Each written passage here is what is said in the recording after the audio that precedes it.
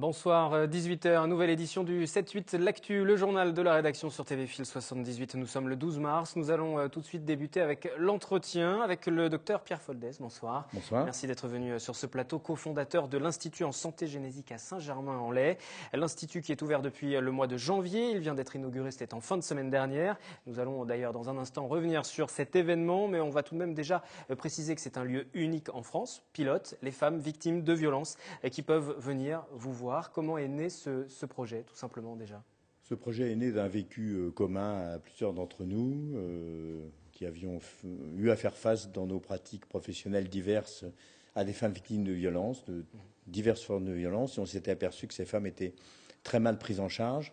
Quand on a étudié un petit peu la littérature, c'était dramatique parce que moins de 1% des femmes victimes de violences arrivent à la plainte. Et puis on s'est aperçu que le 78 n'était pas du tout à l'abri. Il n'y a pas que le 9-3 dans les violences faites aux femmes. C'est un grand département très divers avec des zones rurales et des zones très diverses sur le plan citadin. Et les violences sont partout et elles sont très très fortes. Si on prend les bonnes statistiques, c'est un département qui est très très exposé. Et on avait envie de créer notre projet pilote dans ce département. Je vais juste apporter tout de même une précision pour débuter cette séquence. La presse a beaucoup parlé de l'Institut au moment, bien sûr, de l'inauguration, du lancement, le plus souvent en mettant en avant votre travail dans la lutte contre l'excision, puisque, je le reprécise, vous êtes l'inventeur de la chirurgie réparatrice des mutilations sexuelles féminines, mais le centre n'accueille pas uniquement ces femmes, pour être bien clair. Pour être bien clair, c'est dédié à toutes les violences faites aux femmes. Les mutilations sont une toute petite partie chez nous des violences faites aux femmes. C'est une violence comme une autre. On va se rendre justement dans vos locaux à Saint-Germain. Vendredi dernier se tenait cette inauguration avec votre marraine Florence Foresti, le reportage de Yolène Thorez et de Claire Cambier. Les locaux de l'Institut en santé génésique ont été inaugurés il y a quelques jours. Des locaux prêts à accueillir les femmes victimes de toutes les violences, physiques, morales ou encore économiques, et les professionnels à leur écoute. Médecins, infirmières, psychologues, assistantes sociales et juristes, tous bénévoles, sont réunis sur le site et travaillent ensemble pour aider ces femmes. On s'est très vite rendu compte qu'en fait, les femmes souffraient en silence. Et quand elles reprenaient la parole, c'était un nouvel espoir et elles retombaient dans le silence. Pourquoi ? Parce que le parcours était morcelé et pas pérenne. Et nous nous engageons dans cette pérennité puisque nous faisons non seulement une prise en charge, une orientation et un suivi. Et ça, c'est très important. Donc on demande à la femme qu'elle nous autorise en fait à être contactée pour que l'on puisse savoir ce qu'elle devient. Et pour donner un coup de projecteur sur ce premier centre consacré à la prise en charge des femmes victimes de violences, Florence Foresti a accepté d'en être la marraine. Grâce à Florence, nous n'avons jamais baissé les bras. Tout simplement parce que lorsque nous sommes allés la rencontrer il y a maintenant plus d'1 an et demi, la première fois, elle nous a dit oui.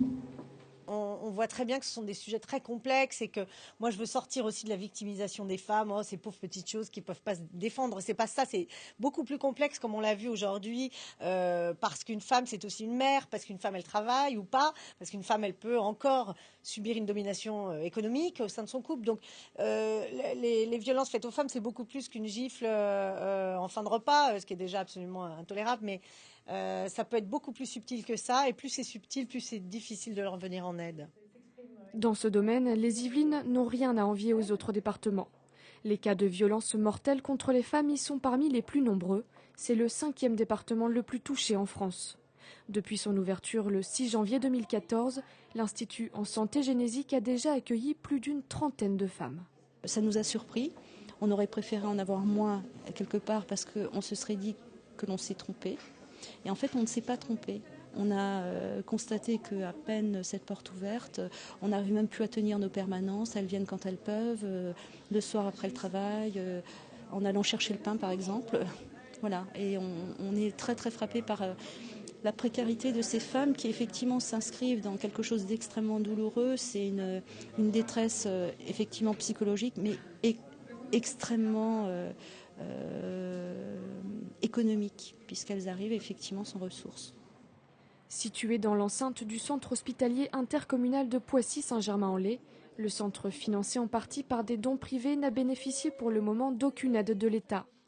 La marraine Florence Foresti a lancé une campagne d'appel aux dons, un geste qui permettrait de gagner une rencontre avec l'humoriste à l'occasion de son prochain spectacle au Théâtre du Châtelet cet automne. Le docteur Foldès est l'invité de ce journal pour ce centre unique dédié aux femmes victimes de violences, rattaché à l'hôpital de Poissy-Saint-Germain-en-Laye. Vous le disiez tout à l'heure, ça a été aussi mentionné dans le reportage.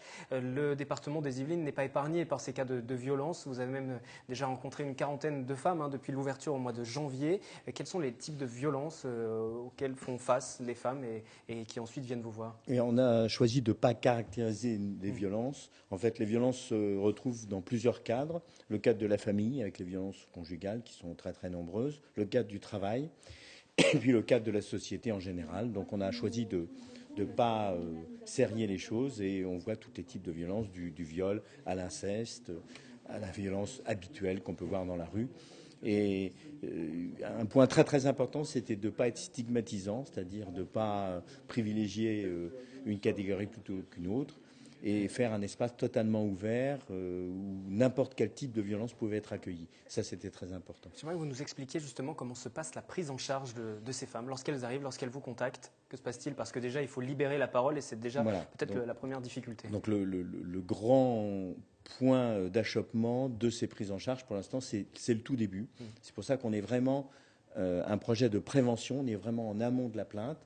On est dans la détection et la prévention. C'est un problème de médecine préventive. Et justement, la médecine n'était pas très au fait des violences jusqu'à maintenant et pas dans les circuits de réponse.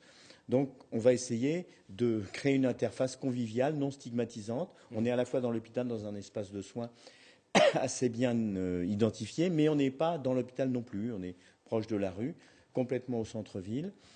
Et les femmes peuvent venir de façon totalement anonyme. Et elles vont là essayer de libérer leur parole pour la première fois. Et ce qu'on a vu, c'est des femmes qui attendaient des années, des dizaines d'années d'avoir ce genre de situation, même qui avaient déjà contacté des associations puis qui n'avaient pas trouvé tout à fait les réponses. Elles sont orientées vers des professionnels, alors, ce sont des professionnels de la Il médecine. y a des accueillants qui sont soit des infirmières, soit des assistantes sociales et qui vont faire une première libération de la parole. On va savoir un petit peu ce qui se passe. Et juste derrière, les professionnels sont là dans ce même lieu et dans ce même temps. Il y a une unité de lieu et de temps. Et cette femme, si elle le veut, elle n'est pas du tout poussée de façon inductive, mais elle va pouvoir voir un médecin, elle va pouvoir voir un psychologue, elle va pouvoir voir un juriste, elle va pouvoir avoir une assistante sociale pour régler des problèmes d'hébergement, par exemple. Et tout ça en même temps. Donc c'est ça le principe, c'est d'essayer de voir ce dont peut avoir besoin, tout ce dont peut avoir besoin une femme victime de violence et lui offrir le début de cette prise en charge. Et ce sont des professionnels qui répondent à ces besoins des femmes victimes de violences. Et aussi, on va le repréciser, ce sont des bénévoles. Tout le monde est bien sûr bénévole.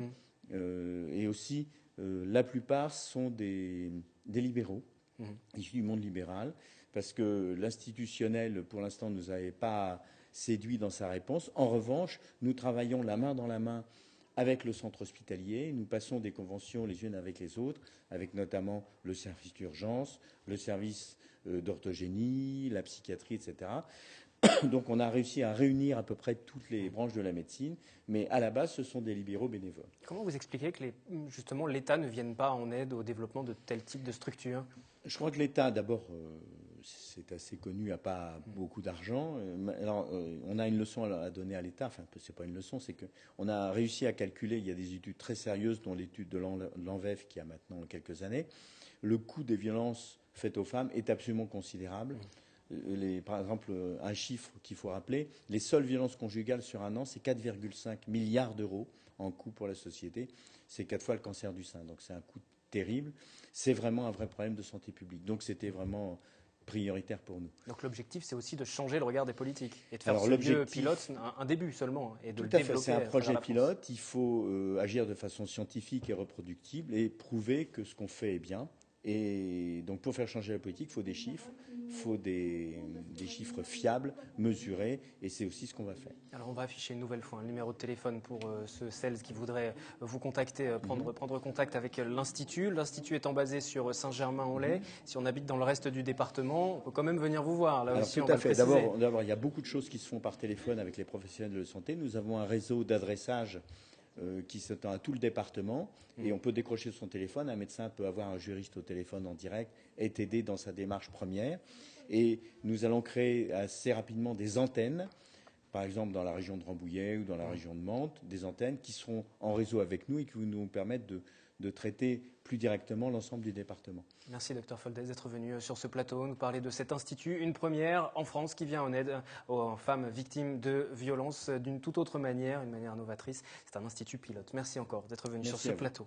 On reste dans le domaine de la santé avec un reportage de Yolène Thorez à présent consacré au karaté santé. C'est une activité physique idéale pour les articulations, système cardiovasculaire ou encore les troubles du vieillissement. Proposée pour la 2e année à Bois d'Arcy, cette discipline permet aux seniors de pratiquer un sport de combat adapté à leur âge. Le reportage de la rédaction. Et on accélère, on court. La séance démarre avec un échauffement et toujours en douceur. Ces élèves de 50 ans et plus pratiquent un karaté adapté à leur âge, le karaté santé. Une discipline proposée à Bois d'Arcy pour la 2e année consécutive. C'est long à démarrer parce que les gens qui ont 60 ans, si vous voulez, dire oh, je vais faire du karaté, oh là là, je vais me casser, ceci, cela, alors que c'est pas du tout ça. Au contraire, beaucoup d'assouplissements et d'étirements sont au programme. L'objectif est de retrouver une certaine souplesse, du dynamisme, mais pas seulement. Ce qu'on apprend aussi, c'est aux gens de se sortir d'une situation délicate, si vous voulez. Bon, s'il y a une prise de main, on veut reprendre leur sac, si vous voulez, des petites choses comme ça, qui leur permet, si vous voulez, de se sécuriser, de se sentir un petit peu plus en confiance. Parmi les adeptes, ceux qui ont déjà pratiqué le karaté étant jeunes comme Xavier. Déjà 30 ans de pratique derrière lui et aujourd'hui, grâce au karaté santé, il se concentre moins sur le combat, mais plus sur l'aspect technique. On s'entraîne surtout à notre rythme, parce que c'est vrai qu'il y a la problématique du cardiovasculaire, donc on ne peut pas se permettre non plus d'avoir une activité trop intense. Ce qui nous intéresse, nous, c'est surtout d'avoir une activité complète, de faire du sport, et puis je dirais aussi de se distraire, de faire travailler un petit peu sa tête et ses neurones, puisqu'il y a quand même beaucoup de techniques à apprendre.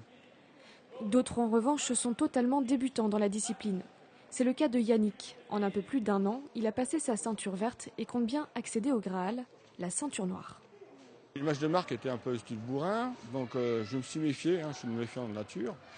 Donc quand on m'a présenté les choses, j'ai dit bon ok c'est un salon, je fais, j'y vais, j'aime bien le sport.